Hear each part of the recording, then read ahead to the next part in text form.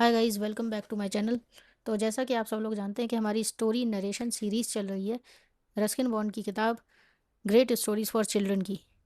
आज की हमारी स्टोरी है अ स्पेशल ट्री। तो चलिए स्टार्ट करते हैं। कभी कभी ज़िंदगी में कोई छोटी सी चीज़ हमारे लिए इतनी ख़ास बन जाती है कि वक्त गुजरने के साथ वो सिर्फ़ एक चीज़ ही नहीं रहती, वो हमारी यादों का हिस्सा बन जाती है। आज की कहानी भी एक ऐसे ही छोटे से बीज की है जो धीरे धीरे एक खूबसूरत दरख्त बना और एक छोटे से बच्चे के साथ साथ बड़ा होता है। ये कहानी है राकेश और उसके स्पेशल चेरी ट्री के। राकेश सिर्फ 6 साल का था जब एक दिन वो मसूरी के बाजार से घर लौट रहा था। उसके हाथ में चेरीज का एक छोटा सा बंच था। चेरीज कश्मीर वैली से आए थे, छोटी, चमकदार, लाल और टेस्ट में थोड़ी मीठी, थोड़ी खट्टी। राकेश अपने ग्रैंडफादर के साथ मसूरी के बाहर एक छोटी सी कॉटेज में रहता था। वहाँ का मौसम सख्त था, मिट्टी पथरीली थी और ठंडी ड्राई हवा की वजह से ज़्यादातर प्लांट्स आसानी से नहीं उगते थे।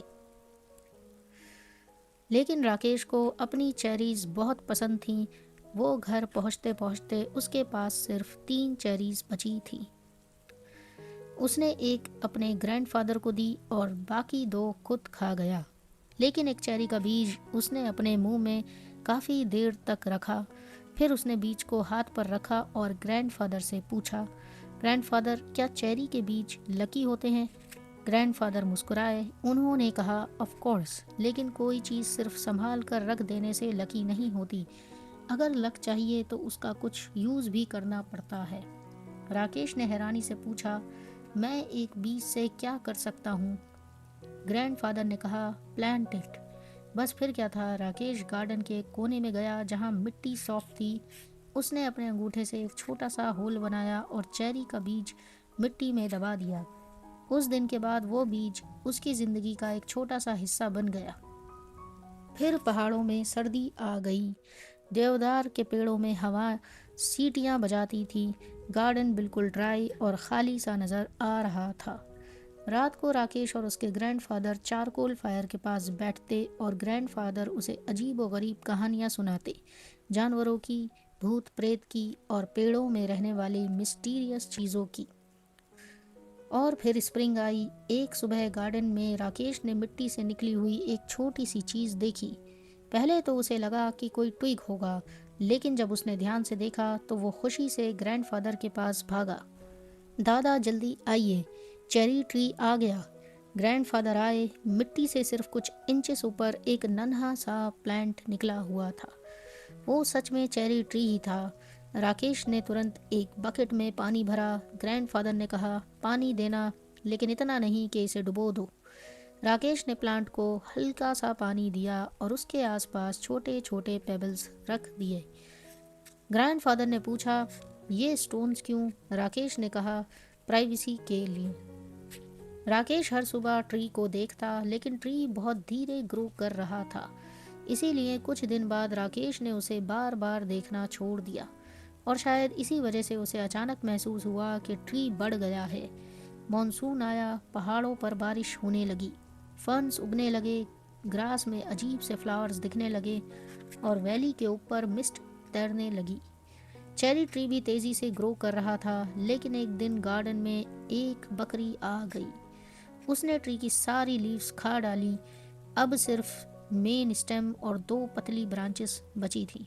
राकेश उदास हो गया, लेकिन ग्रैंडफादर ने कहा, फिक्र मत करो, चेरी ट्रीज टफ होते हैं, ये फिर ग्रो कर लेगा। और वैसा ही हुआ।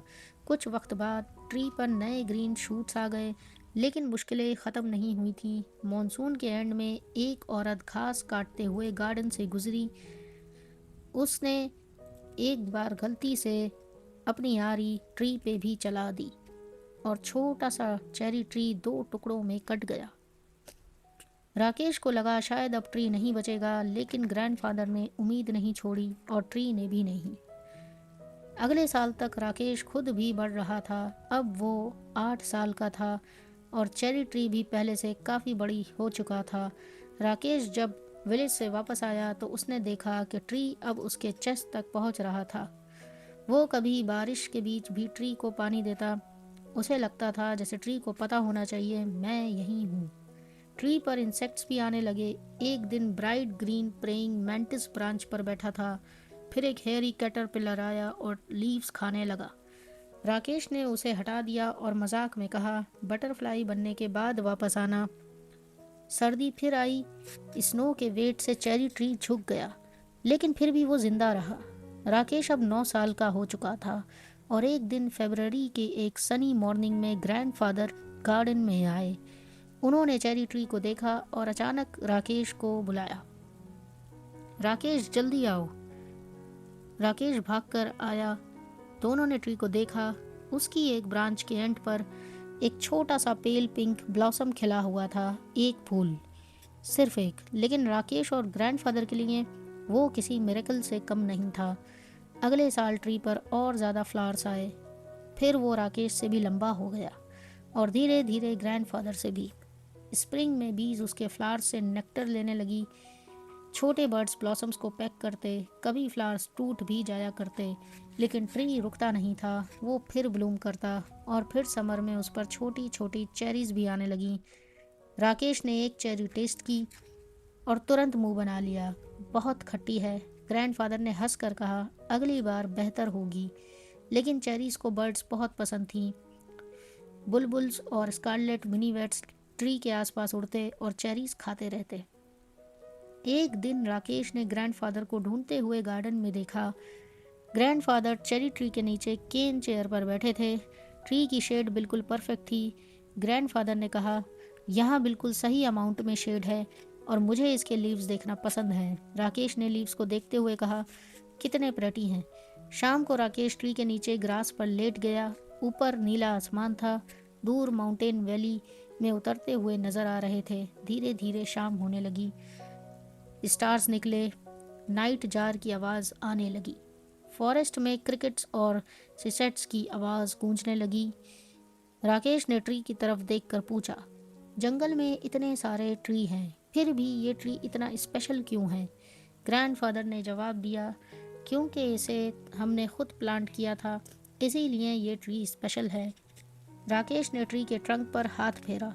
उसने उस छोटे से बीज को याद किया जो कभी उसके पाम पर रखा हुआ था।